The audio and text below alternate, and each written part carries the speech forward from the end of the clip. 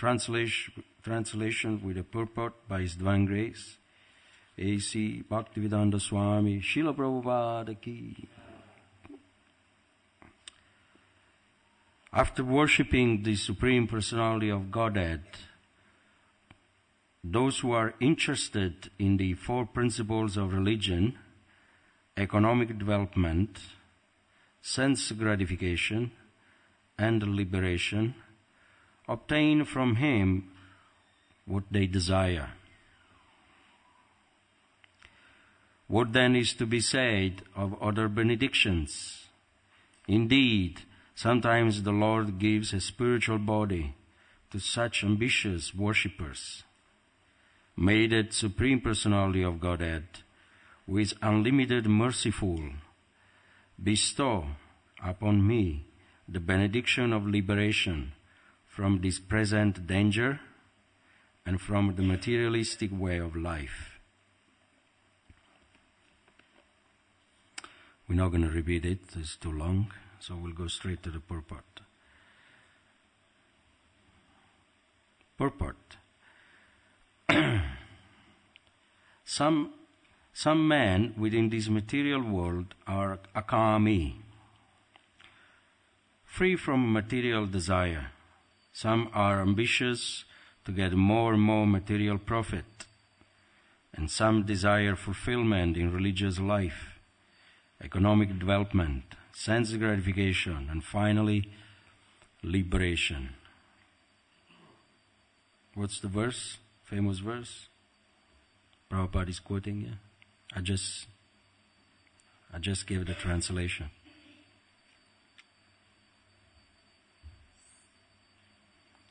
Akama sarva kamo va moksha kshama udaradi yejata purusham param. Where is this verse from? No. This is one of the very first verse that you learn for Bhakti Shastri. One of the principal verse. So what books you get this verse from? Give another, you got 3 chances. We already exhausted one. You already said the Nectar of Devotion. Oh, Nectar of Instruction, no. Sorry?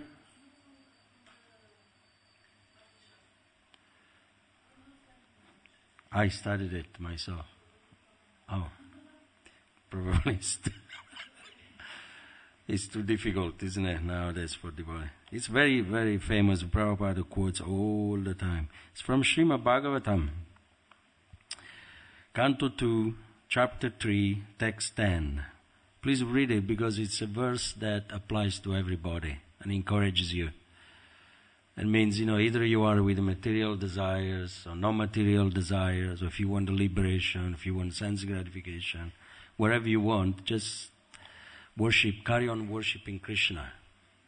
He doesn't mind that. He doesn't say,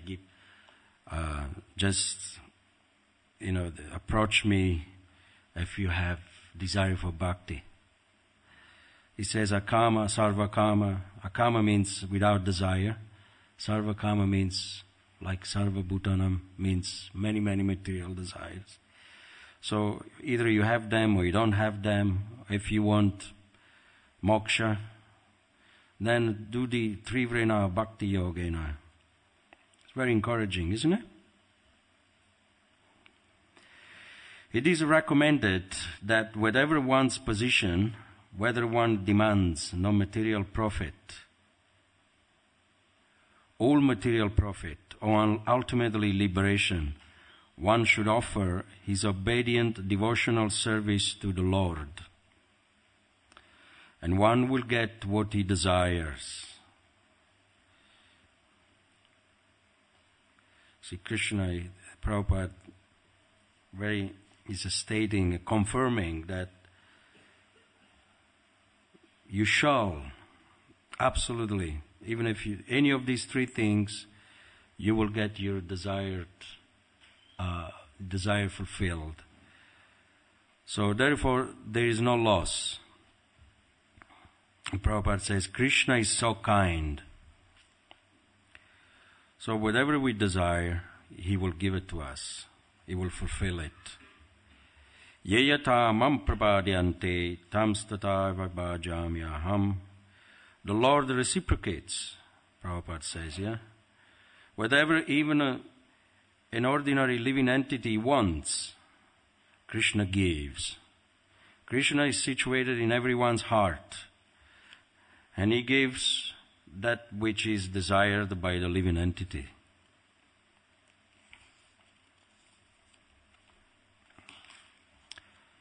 Just like a father, he works very hard to fulfill the desires of the wife, the children. The world goes around because of all the fulfilling desires, either our own desires or the desires of the family, the desires of friends, that you organize parties and you give some pleasure to your friends to fulfill their desire. The desires of the society, you fulfill the desire of the government by paying tax. The government desire very much your money, so you pay tax, so you fulfill their desire. You fulfill the desire of so many institutions, hospitals, and everybody has their desire fulfilled. So, why Krishna cannot fulfill the desires of His children? Aham bija pradapita. He is the Supreme Father of all the living entities, and therefore He fulfills any desires that bubbles up in our heart. Then Prabhupada goes on here. Ishvara sarva bhutanam riddeshe arjuna tishtati Brahma yan sarva bhutani yantra rudani mayaya. The Supreme Lord is situated in everyone's heart, O Arjuna, and is directing the wanderings of all living entities, who are seated as on a machine made of the material energy. This is Bhagavad Gita 1861. The Lord gives everyone an opportunity to fulfill his ambitions. Even such a devotee as Dhruva Maharaj wanted the material benediction of a kingdom greater than that of his father. And although he received a spiritual body, he also got the kingdom. For the Supreme Personality of Godhead does not disappoint anyone who takes shelter of his lotus feet. We know the story that even though Dhruva Maharaj wanted some material fulfillment bestowed upon him by the Supreme Lord, Krishna gave him both because he practiced devotional service, Trivrana Bhakti Yogena. Krishna gave him the material desires fulfilled, and also on top of it, the freedom from the material body. He achieved the spiritual rupa. And Krishna also gave him a material planet, Dhruvaloka. So much you gain by worshipping Krishna. Another example, who was another example? Bali Maharaj, for example. Bali Maharaj, he also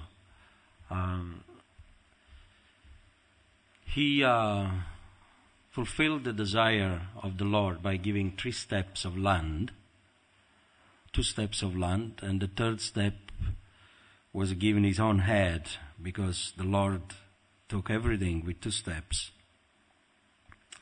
All the 14 planetary systems, and then he took his head also, which meant that his body and his individuality also was sold out to Krishna. He gave himself to Vamanadev. And what happened at the end? Because he did this little service, the Lord gave him the position in the Sutala planet. He gave him a beautiful planet, a position of a king on that planet. And he was not just governing the terrestrial people like on this planet, but they were celestial people. So just like Indra, the king of the demigods, he's reigning on the supremacy of the demigods, all the demigods, celestial living entities, Gandharvas. So that's very high position. The position of Indra is second to Lord Brahma. So not only the Lord gave Vamanadev the planet and made him a king, what else happened? Does anybody know what happened? What did the Lord do to reciprocate? Yeah, to Bali Maharaj. He gave him the planet, he made him a king, and then what happened?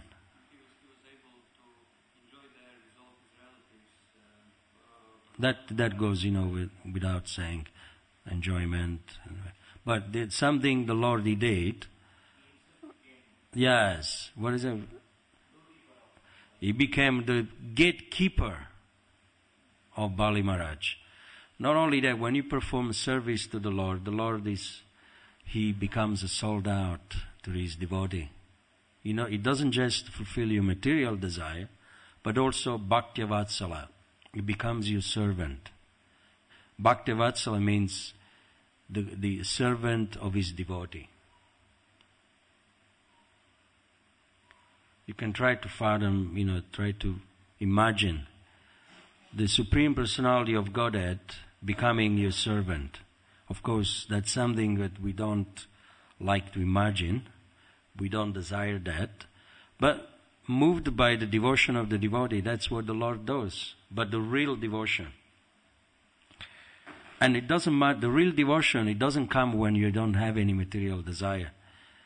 You can be full of material desires, you can be a very sinful person, and you can have the real devotion for the Lord. On the other hand, you can be deprived of all the material desires,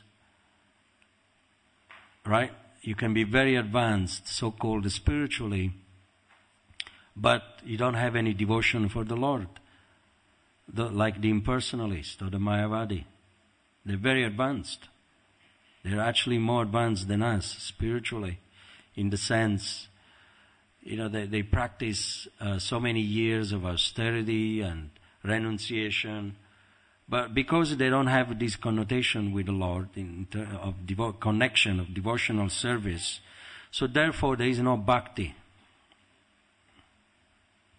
But, therefore, the point is this, to be deprived from material desires, the disqualification for you to achieve the mercy of the Lord. No. You can be full of material desire, like Prabhupada says, and achieve the mercy of the Lord, and the Lord also becomes your servant. So we read the last paragraph of the purport.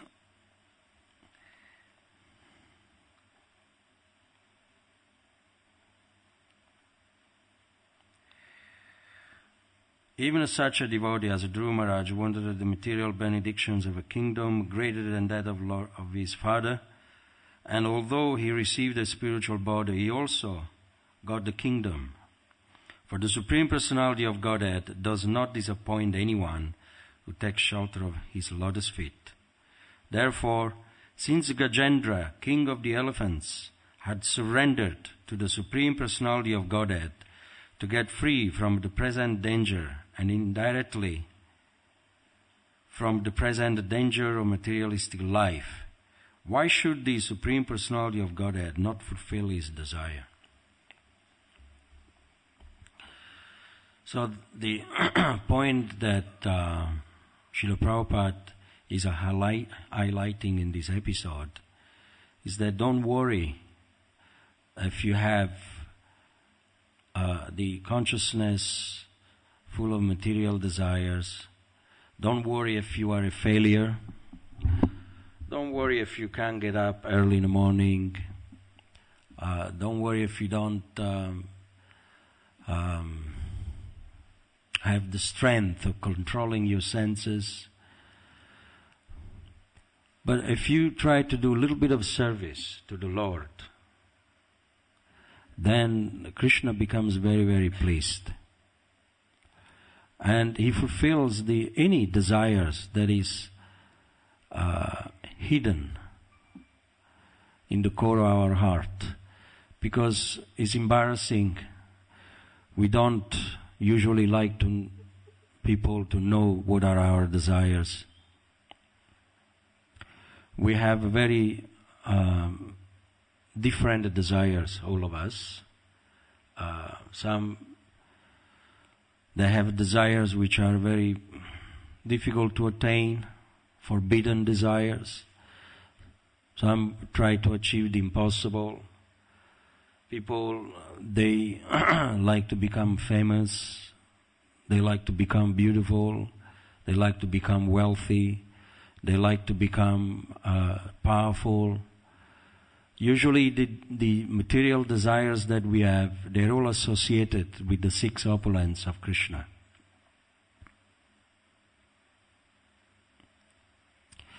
And Krishna still loves you. But what to speak of those who overlook their desires and they just perform their service without giving a concern to fulfill their desire. Just like the devotees who join Krishna consciousness, they try to unwind from the material desires because punya chravana chravananam, they've chewed it, they've tasted it, they've eaten it. Maya has got them by the throat, makes them spitting out what they eat. Then Maya makes them licking up what they vomit. And then you chew it again, and then you spit it out again, and then... So this is material life. We eat and spit and lick up again, what we have chewed many times. So... when a desire comes to our mind, we should not become overwhelmed and say, oh, that's wonderful, something new. It is not new. It appears to be new. Just like when you scratch, you say you have got a itch. You scratch yourself and you feel some relief. So then the itch comes again and say, oh, I will scratch again and I will feel again the same happiness. And then again the itching comes. You see, the material desires, they are like that. You think that the satisfaction by scratching is always new variety of relief. But actually it's just like chewing the chewed. Whatever you have desired is being desired for millions of lives. Everybody has the same desires like you. But they don't tell you. So therefore, it's something very classified. Things that we got in our heart. Not everybody wants just service to the Supreme Lord. But some devotee, Nishkam devotees, there are those who are without desires for sense gratification. Or they do have a desire, but they don't do anything about it to have them fulfilled. There are a lot of devotees. Those are actually very advanced devotees. The most advanced devotees that you find in the movement are those who have material desires, and they don't do anything about it. They don't say, Krishna, fulfill them. They're not those who don't have a desire, because you will never find anyone who has no material desires. These are words of Srila Prabhupada. Anybody who has appeared in this world with a material body, it means that person is guilty of material desire. Someone who doesn't have a material desire, you wouldn't see him. You wouldn't see them around here. They're there in the spiritual world. Their desires, the material desires, they've already been dovetailed into the fulfilling the desires of Krishna. They have intelligently understood that by Rishikesh Rishikenam Sevanam Bhakti Ruchate, if the seva is done to fulfill the senses of Krishna, the master of the senses, Rishikesh Rishikenam, the natural tendency of the soul is to engage their senses into satisfy the sense of Krishna. This is the secret of sense gratification. If you do that, then you enjoy. But we think that by giving something out, some service out, or some satisfaction out to someone or to Krishna or whoever, we lose out. But actually there is no loss. But the trap is that when we try to fulfill our own desire, what happened? That Krishna says in the Gita, Dusparena nalena cha. That means that you are pouring fuel. You're pouring fuel on the fire of your desire. What happens if you have fire and you try to extinguish the fire with the petrol? It will increase, isn't it? The fire becomes uncontrollable. So similarly, the desire sometimes is very small and we try to satisfy it. The catch is there, it will increase. By trying to satisfy our desire, it becomes bigger and bigger. Just like the scratching that we have mentioned before. You have a very small itch in the beginning, but you scratch and scratch and scratch, and the itch doesn't go. And then you scratch again, it doesn't go. And then until, after a few days you have to go to the doctor. You got a rash, infection. You got, So you could see that it only brings bad news by scratching, try to fulfill the desires by sense gratification, or to scratch on the itch. So, but what to do then? The itch is there, we tolerate it. There's a very interesting story. Maharaj Yudhisthira, he also had a material desire. Then he's one of the Pandavas, one of the liberated soul. The Mahabharata is described that the mother of Maharaj Yudhisthira, Kunti, she had a boon from Durvasa Muni to be eternally youthful, beautiful, to never surpass the age of a 16-year-old girl. Can you imagine? Maharaj Yudhisthira, grown-up man with all the rest of the Pandavas, they were like 25 or 30. They were older. They were grown-up men. But the mother of those Pandavas looked like their own daughter. 16-year-old girl. So what happened then? That Maharaj Yudhisthira became attracted internally. He desired. He was lasting actually over his mother. Here you have the principle of a religion. The religion personified, Dharmaraj, Maharaj Yudhisthira. That he was actually attracted to his own mother. So he went to Krishna and revealed his mind to Krishna. And he said, I have a problem.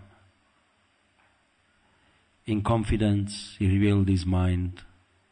Not like we do here. You go to someone and then they tell the whole community. As soon as you have you do little something or you desire a little something, it's very hard to trust anybody. But of course doesn't mean devotees dare not trust. You have to go to the right people. the right person. Anyway, Maharaj Yudhishthira went to Krishna and he said, he didn't even confide it to his own brothers. He knew Krishna is God, he's in my heart. He's the best person I can try, because people, they will come to know that a king, an emperor, a Chakravarti, one who has conquered the world, all the four directions, he's attracted to his own mother. It's a sacrilege. People, they get disgusted. What kind of king do we have? So therefore he revealed his mind to Krishna. And he said, I'm desiring my mother. I'm attracted to her. What's happening to me? She's so beautiful. What did Krishna say? Does anybody know what Krishna said? Imagine you have a problem like that, and you go to God. What answer you expect from God? Yes. Keep chanting, it will go away. Chanting what? I don't know if Maharaj Yudhishthira was chanting his rounds in those days, but anybody wants to fathom speculate on what the Lord says?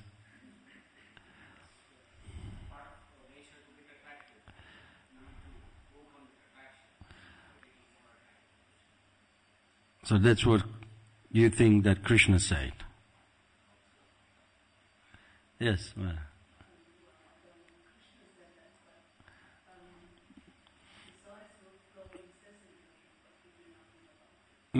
That's the answer. You want to speak or should I repeat it? That's the answer. Krishna, he didn't make any comment. There is no comment you can make on this. Wherever desires we have is our own prerogative. Krishna said, that he made his own explanation. He made a small comment, but he said at the end of the day, the desire we have in the heart is a very, very personal thing, and it cannot be legislated by anybody. Not even by God. God, he cannot change your desire. You have to be the one to dovetail it, to change it, to engage it. But anyway, Krishna asked the question to him. Krishna asked the question to Maharaj Yudhishthira. So what are you going to do about it? And that was a good question. So Maharaj Yudhishthira said, does anybody know what Maharaj Yudhishthira said? She said, well, let's see if yeah. Maharaj Yudhishthira said, nothing. I'm going to do nothing. Krishna said, yes, that's the solution. Now, what does that mean? You do have material desire in your heart, so do nothing about it. It's not a sin. It's not. Prarabdha karma means that the flowing of material, they will come, even if you chant the 64 rounds today, 150 rounds today, you don't sleep all night, still you will get material desire tomorrow. I guarantee you. Now, you still get them tomorrow because prarabdha karma, like, I give you an example. If you want to move a house, how much furniture, you want to go to America, how much furniture, how much stuff can you take with you? They will only allow you, how much? 30 kilo? 35 kilo? 30 kg. Yeah. 23 kg. Can you? Just your table probably weighs that much. So what you do, you employ an agency every month, send me a little something, right? So every month something's coming to you. So you bring something with you, but then every month you're getting a little something, and then something. The karma works like that. You die now. How much can you take with you in your next life? Only what the body can pay off. We got millions and billions of lives that we've been in this world that we have to pay. That's why we are in debt to other living entities, to Maya, to the nature. All the things we've been stealing, we've been using, We'll be infringing all the things we've been desiring, and so we have to pay a price for that, and the price is the karma comes to us.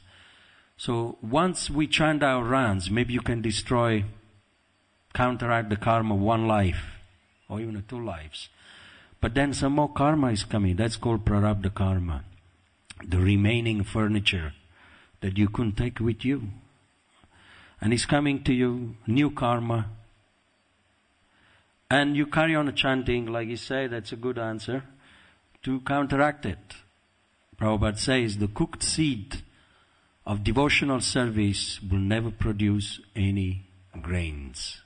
If you put a cooked seed in the ground, it will never produce any plant because it's cooked.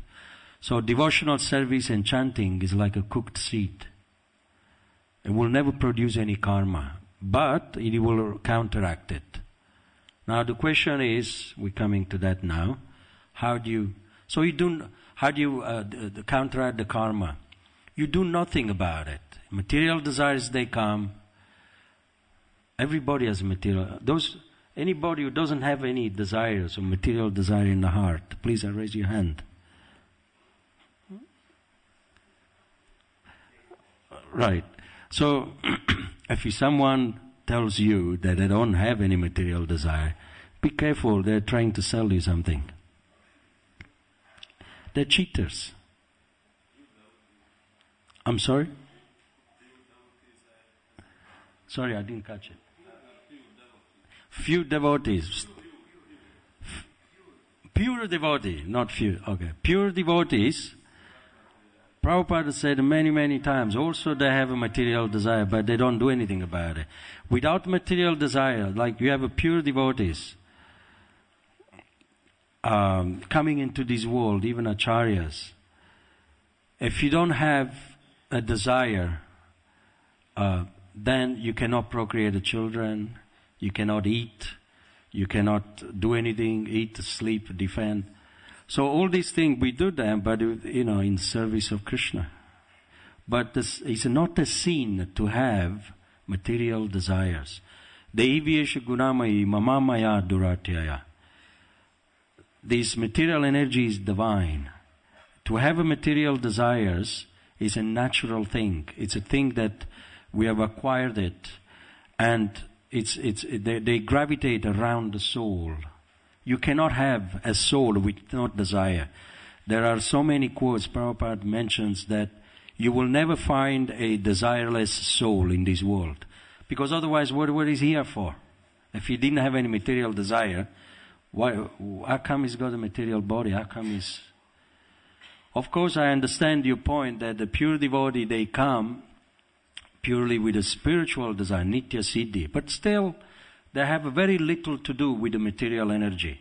Still, they do come with a desire. The thing is what you do with your desire, if you engage in them or not. Prabhupada says, you could be in a room full of snakes, but if you, know how to deal with that, they won't bite you. So you can be in your heart full of snakes and material desires. If you know how to deal with them, they won't bite you. There is a relationship in anything with what's going on in our heart. So Maharaj Yudhishthira didn't do anything about it. The desire was there. That's a perfect example. He's more than a pure devotee, right? But still, he was attracted to his mind. He was attracted to the material energy. Who is not attracted to the material energy? Everybody, even the pure devotees they are. But they don't do anything about it. Like one time in the car, in the conversation I was reading from Maharisari Prabhu, that Prabhupada, he liked very much some of the adverts exposed on the street, and the devotee asked Prabhupada, we're surrounded from so much advertisement. You heard about that, yeah, probably. And Prabhupada, and they said, what can we do? Prabhupada said, don't do anything about it. They're there, they're beautiful, you appreciate, just like the sun the moon, the earth, the trees. Everything is beautiful. But you don't try to enjoy them, because the material energy is meant to be enjoyed by Krishna. So we have a relationship with the material body, with the things surrounding us, but it's a very, very fine line. You desire to eat, but you eat, not too much, not too little, the proper things. You desire to have sensual intercourse, then you don't do excessively, you do for procreation. So you do fulfill, within boundary all your desires. You desire some money, but to maintain, your family, to have some shelter, to have some clothes, to have some reputation, some decent integrity, being protected. So there is no harm, and there is no need to feel ashamed when we are flooded with so many material desires. That's when the devotees, they get very much discouraged. I cannot make it because my heart is full of dirt. Actually, you know what? Spiritual advancement, it started from me also, probably 1 or 2 years ago. And I've been trying to practice for over 30 years. But 1 or 2 years ago, I got up one morning and I realized, how sinful I am and how many material desires I have in my heart. And I was then afterwards, I said, actually, I'm grateful to Krishna to make me realize who I am. Because a neophyte person, he thinks, how pure I am. As soon as when we join Krishna consciousness, after a few Mangalarti, after chanting a little bit, you start to get a little some red cheek. Oh, I'm getting purified. Harinam, dancing a little bit. I'm a pure devotee. And that's when you are actually on the motorcycle of Maya. He's taking you for a ride. We think, that we have overcome all the desires. But then you will see all of a sudden they come and you're not even aware of it.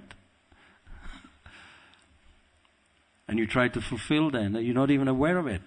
So, when we become aware of what is going on in our heart, that's when spiritual advancement starts. So spiritual advancement starts when we ask this question, my God, how fallen am I? But what to do? Then you put your hand up like a Gajendra and pray to the Lord. Please help me. Take me through all these desires and engage me somehow or another in some service. So, the point of this class is that don't be discouraged. You may find more desire in your heart than you had the day before or last year, even though you're practicing more spiritual life, so it should be less desire. But the main secret, the main key is that Krishna gives you the strength to control them. That's spiritual advancement, when you become strong in controlling your desire. Isn't it? And if you can't do it, then Rishikesha Rishikenam Sevanam Bhakti Ruch. Krishna control your senses. He takes charge. Like Draupadi, how much she could hold on to the sari. She couldn't do it anymore. Then Krishna took over. He gave her so much sari. So similarly, Krishna will, even if you do have a material desire, He said himself in the Gita, I will provide what you desire. I will carry what did he say? I will carry what you lack and preserve what you have. Whatever you have, I will protect it, that you won't lose it. He doesn't say give it up, isn't it? He says I will protect it. Now, does that mean, spiritual? It also means it's material things. Spiritual and material. And I will carry what you like. Whatever you desire, I will provide it for you. At the end of the day, He's the one who has created this world for a purpose.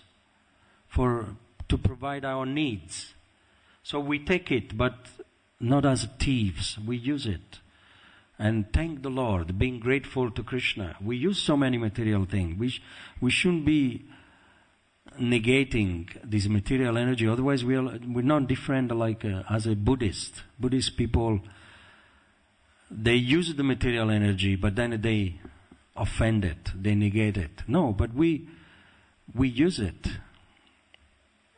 within boundary with the blessings of Krishna. And in this way we can peacefully advance in Krishna consciousness. Thank you very much. So we'll stop here. Is there any questions?